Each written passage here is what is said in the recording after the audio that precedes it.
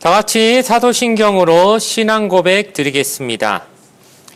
전능하사 천지를 만드신 하나님 아버지를 내가 믿사오며 그 외아들 우리 주 예수 그리스도를 믿사오니 이는 성령으로 잉태하사 동정녀 마리아에게 나시고 본디오 빌라도에게 고난을 받으사 십자가에 못 박혀 죽으시고 장사한 지 사흘 만에 죽은 자 가운데서 다시 살아나시며 하늘에 오르사 전능하신 하나님 우편에 앉아 계시다가 저리로서 산자와 죽은 자를 심판하러 오시리라. 성령을 믿사오며 거룩한 공예와 성도가 서로 교통하는 것과 죄를 사하여 주시는 것과 몸이 다시 사는 것과 영원히 사는 것을 믿사옵나이다. 아멘. 오늘 우리에게 주신 하나님의 말씀은 구약성경 전도서 3장 19절에서 21절까지의 말씀입니다. 구약성경 950면에 있는 전도서 3장 19절에서 21절까지 말씀, 구약 950페이지에 있습니다. 전도서 3장 19절에서 21절까지 말씀을 제가 읽어 드리겠습니다. 인생이 당하는 일을 짐승도 당하나니 그들이 당하는 일이 일반이라 다 동일한 호흡이 있어서 짐승이 죽음같이 사람도 죽으니 사람이 짐승보다 뛰어남이 없음은 모든 것이 헛됨이로다. 다 흙으로 말미암았으므로 다 흙으로 돌아가나니 다 한 곳으로 가거니와 인생들의 혼은 위로 올라가고 짐승의 혼은 아래 곧 땅으로 내려가는 줄을 누가 알랴. 아멘. 오늘 주신 말씀을 가지고 그래도 살맛나는 이유라는 제목으로 하나님의 말씀을 잠시 증거토록 하겠습니다. 전도서를 계속해서 우리가 읽어보며 나아가고 있는데 이 전도서에 나오는 그 저자, 즉 전도자가 하는 말들을 가만히 듣다 보면 진짜 인생이라는 것이 살아갈 이유가 별로 없구나. 참 인생 살맛 별로 안 나는구나 라는 마음이 절로 들게 만듭니다. 왜냐하면 전도자는 계속해서 말하고 있는 것이 우리가 사는 세상은 참 부조리하고 우리의 현실은 참 뒤죽박죽이며 우리가 아무리 열심히 수고해봤자 그 수고의 싹은 헛될 뿐이고 우리가 열심히 살려는 이유가 없다고 말하고 있기 때문입니다. 지혜를 열심히 쌓는 것도 헛되다. 왜냐하면은 결국 우리가 죽게 되기 때문이고 또 쾌락을 마음껏 즐거워야 그것도 역시 헛되다. 어차피 우리는 죽을 운명이기 때문에 죽음 앞에서 모든 것이 허무해질 뿐이다 라고 말하는 그 말 가운데서 우리는 과연 그렇다면 인생을 과연 살 이유가 있는가, 살 맛이 날 것이 하나도 없지 않은가 라고 생각하게 된다는 것입니다. 그러나 우리의 인생이 과연 그렇게 가벼운 것입니까? 하나님이 우리에게 이 땅에 보내신 이유가 있다면은 우리 인생 2번 사는 사람은 아무도 없고 누구에게나 단 한 번뿐인 인생이 어찌 무가치하다고만 말할 수 있겠습니까? 하나님이 나에게 주신 과연 이 선물 같은 인생을, 한 번뿐인 인생을 어떻게 살아가야 될 것인가? 그 선물을 주신 하나님의 뜻에 걸맞게 살아가려면 어떻게 우리 인생을 가치 있게 살 수 있을 것인가에 관해서 오늘 잠시 말씀의 은혜를 나누고자 합니다. 첫 번째로 살펴볼 것은 하나님이 허락하신 악의 문제에 관한 것입니다. 오늘 본문의 16절 말씀을 제가 읽어드리면 또 내가 해 아래에서 보건대 재판하는 곳 거기에도 악이 있고 정의를 행하는 곳 거기에도 악이 있도다라고 전도자는 말하고 있습니다. 여러분, 재판하는 곳이 어디입니까? 이 세상에서 최종적으로 어떤 일에 대해서 이것은 선한 것이다, 악한 것이다, 마지막에 최종 정말 결론이 안 날 때 마지막에 들고 가는 곳이 재판정이고 재판정에서 재판관은 최종적인 권위를 가지고 당신이 한 일은 악한 일입니다. 당신이 한 일은 선한 일입니다. 라고 하는 걸 판결 지어주는 것이 바로 재판정이 아니겠습니까? 그러니 그 재판정에는 악이 없어야 되는 것이 원칙적으로 맞는 것인데 오늘 전도자는 말하기를 재판하는 거기에도 악이 있다라고 말하니 이 세상, 이 현실 세계는 악이 없는 곳이 없는, 즉 무법천지요, 모든 것이 선과 악이 모호한 아주 뒤죽박죽이 돼버린 그런 어지러운 세상이란 것을 우리에게 한마디로 말해주는 것이라고 할 수 있을 것입니다. 법은 만인에게 공평해야 된다라고 말하지만 누군가 그 얘기를 했지요. 유전무죄, 무전유죄, 돈 있으면 죄가 없고 돈 없으면 죄가 있냐라고 하는 예전에 그 한 탈옥수의 말에서부터 비롯된 이 말이 사회적으로 유행하게 된 이유는 무엇이겠습니까? 많은 사람들이 법이 그렇게 공평하다고 느끼지 못하고 피부로 와닿지 않기 때문에 그런 말들이 나온 것이겠지요. 즉 재판정에도 악이 있다라고 하는 그 말에는 이 세상 모든 것에 참으로 악이 없으면 좋겠지만 악이 없어야 된다고 생각하는 그곳에서조차 악이 존재한다는 그 말 가운데서 우리는 우리가 사는 현실이 결코 악하고 완전히 떨어질 수는 없는 것이구나라고 하는 현실을 자각하게 될 수밖에 없다는 것입니다. 그러면 우리가 또 그런 생각을 단박에 하지 않겠습니까? 아니 이 세상에 악이 있다면 하나님은 도대체 뭐하고 계신 건가? 하나님, 선하신 하나님이라면 악을 이 세상에서 없애버리셔야지 왜 우리가 사는 이 세상에 악이 있게 만드시는가라고 분명히 물어볼 수밖에 없게 된다는 것입니다. 그런데 하나님은 왜 악을 그대로 놔두시는 걸까요? 이어지는 17절에 바로 답을 줍니다. 17절 말씀 읽어드리겠습니다. 내가 내 마음속으로 이르기를 의인과 악인을 하나님이 심판하시리니 이는 모든 소망하는 일과 모든 행사에 때가 있음이라 하였으며, 즉 하나님이 심판을 안 하시는 게 아니라 하나님의 때가 있으니 왈가왈부하지 말고 그 때를 알아서 기다리라고 얘기하는 것이죠. 하나님이 악을 좋아서 가만히 내버려 두시는 게 아니라 하나님이 그 악을 심판하시려고 정해두신 때가 있다는 것입니다. 그럼 그 때를 왜 빨리 하지 않으시느냐? 하나님의 뜻과 계획은 다 있는 것이죠. 이것을 알려면 우리 신약 시대에 예수님이 하신 비유 중에 아주 대표적인 비유, 우리가 잘 아는 비유를 생각해 보면 됩니다. 가라지와 알곡 비유가 있지요. 원수가 와서 알곡 사이에 가라지를 뿌리고 갔는데 주인에게 물어보니까 주인이 그 가라지 뽑지 말라고 합니다. 지금은 뽑지 말라고 합니다. 언제 뽑으라고 하지요? 추수 때 뽑으라고 합니다. 왜 그렇습니까? 지금 뽑으려다가는 알곡도 다칠 수 있다. 가라지는 뿌리가 그 물귀신처럼 알곡을 꽉 부여잡고 그렇게 자라나는 그런 식물이기 때문에 가라지 뽑으려다 알곡까지 다치니까 지금은 내버려두라고, 때가 되면 내가 심판하겠다고 그 주인 하나님께서 얘기하시더라는 것입니다. 여러분, 하나님께서 왜 왜 가라지를 뽑지 말라고 하시는지 아십니까? 가라지가 귀해서, 가라지를 아껴서 그러시는 게 아닙니다.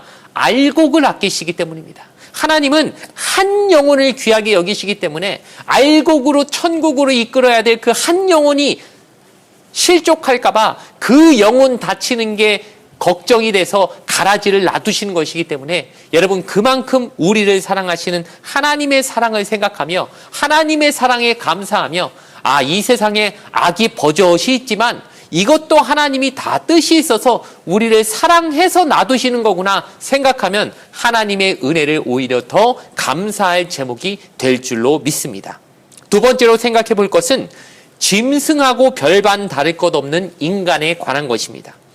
본문 18절 말씀 제가 읽어드리겠습니다. 내가 내 마음속으로 이르기를 인생들의 일에 대하여 하나님이 그들을 시험하시리니 그들이 자기가 짐승과 다름이 없는 줄을 깨닫게 하려 하심이라 하였노라. 여러분, 인간이 얼마나 오만합니까? 자기들이 대단한 존재나 되는 것처럼 으스대면서 항상 어떤 생각을 가지고 있습니까? 우리가 그래도 짐승보다는 낫지, 도덕적으로 짐승보다는 우월하다고 생각하는 아주 심각한 착각을 하는 것이 바로 인간이라는 것입니다. 그러나 우리가 뉴스를 보다 보면 가끔 그런 어떤 정말 말로 담기도 어려울 만큼 과연 인간이 저런 짓 해도 되나 싶을 정도의 끔찍한 사건을 만날 때마다 우리 입에서 자연적으로 나오는 말이 무엇입니까? 저런 짐승만도 못한 그런 얘기를 우리가 결국 하게 되지 않습니까? 인간이 짐승보다 나은 것이 도대체 무엇인가? 우리가 자랑하지만 솔직히 인간이 짐승보다 나은 것이 무엇이 있을까? 짐승들이 말을 못해서 그렇지 말만 할 줄 알면은 벌써 따져도 100번은 더 따졌겠다 싶은 생각이 드는 것입니다.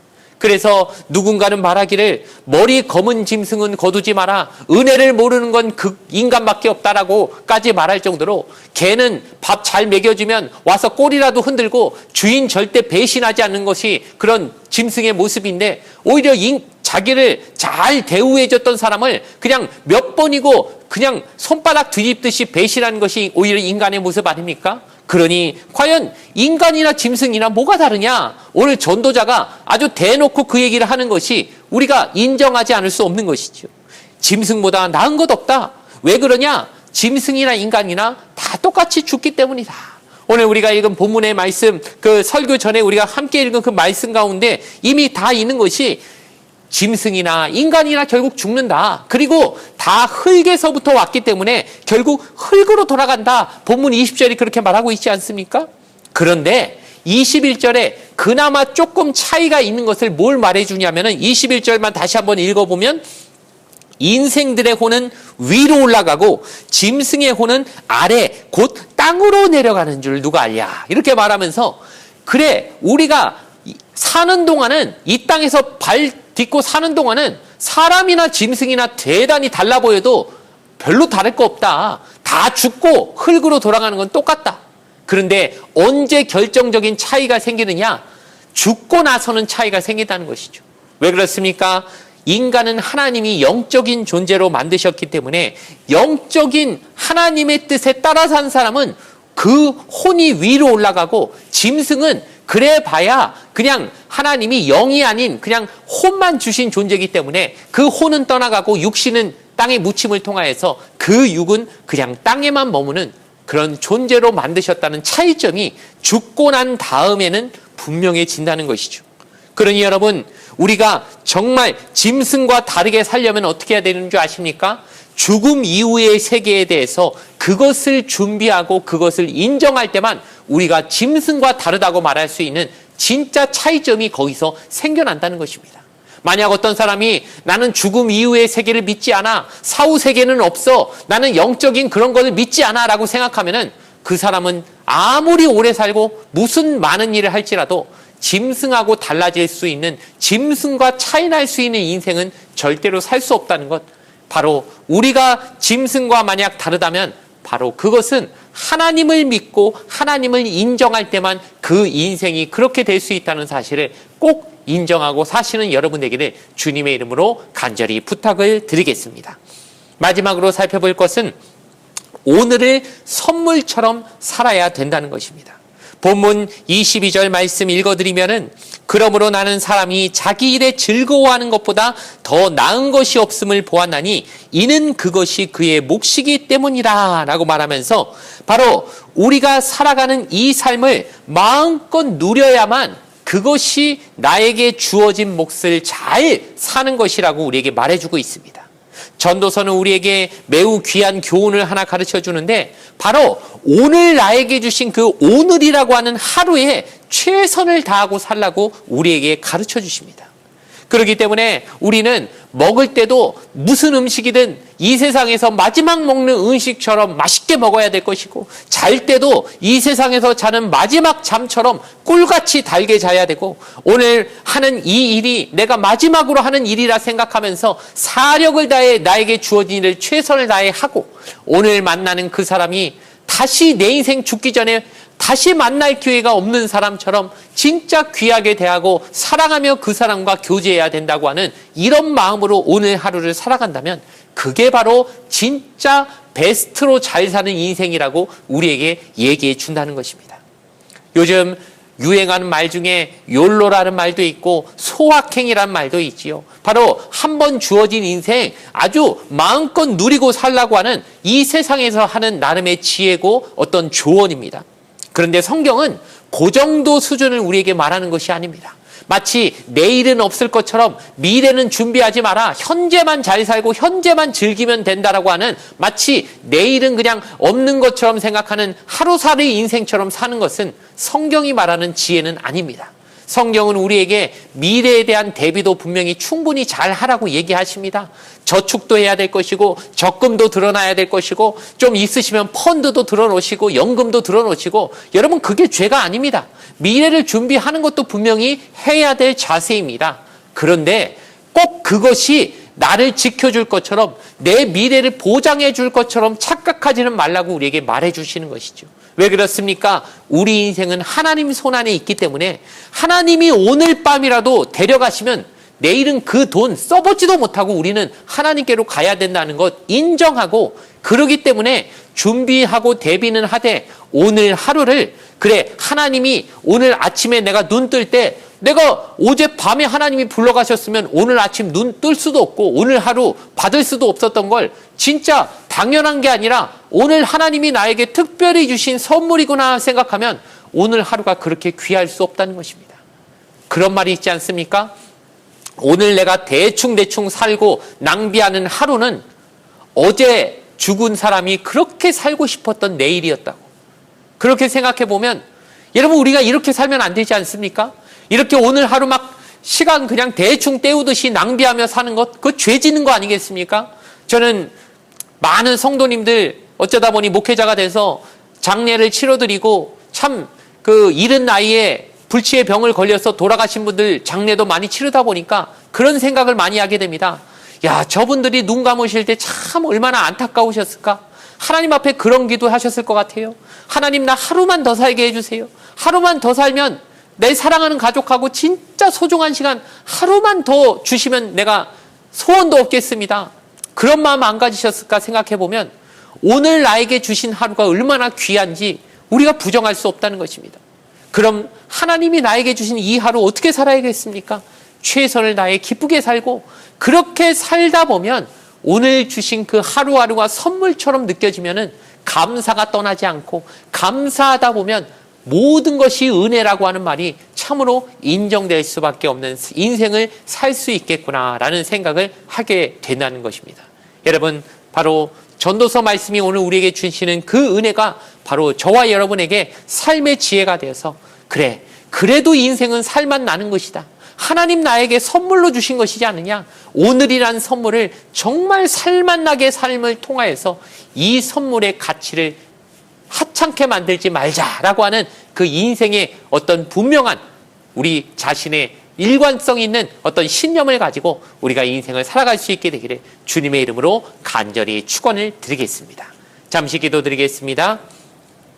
하나님, 나에게 주신 오늘이라는 시간이 얼마나 귀한 것인지, 하나님 얼마나 소중한 것을 내게 주시고 있는데 내가 영적인 눈이 가리워져서 그 가치를 못 보고 사는 것인지 다시 한번 돌아보게 하여 주시었고, 이제 오늘이라는 하루를 오늘 이 아침에 또 새로 우리에게 선물로 주셨사오니 오늘 하루 누구보다 가치 있게, 누구보다 열심히 아주 살맛나게 살아갈 수 있는 저희가 될 수 있도록, 그런 오늘 하루 될 수 있도록 주님 역사하여 주시옵소서. 감사드리며 예수님의 이름으로 기도드렸습니다. 아멘. 주기도문으로서 예배를 모두 마치겠습니다. 하늘에 계신 우리 아버지여, 이름이 거룩히 여김을 받으시오며 나라가 임하시오며 뜻이 하늘에서 이루어진 것 같이 땅에서도 이루어지이다. 오늘 우리에게 일용할 양식을 주시옵고 우리가 우리에게 죄 지은 자를 사하여 준 것 같이 우리 죄를 사하여 주시옵고 우리를 시험에 들게 하지 마시옵고 다만 악에서 구하시옵소서. 나라와 권세와 영광이 아버지께 영원히 있사옵나이다. 아멘.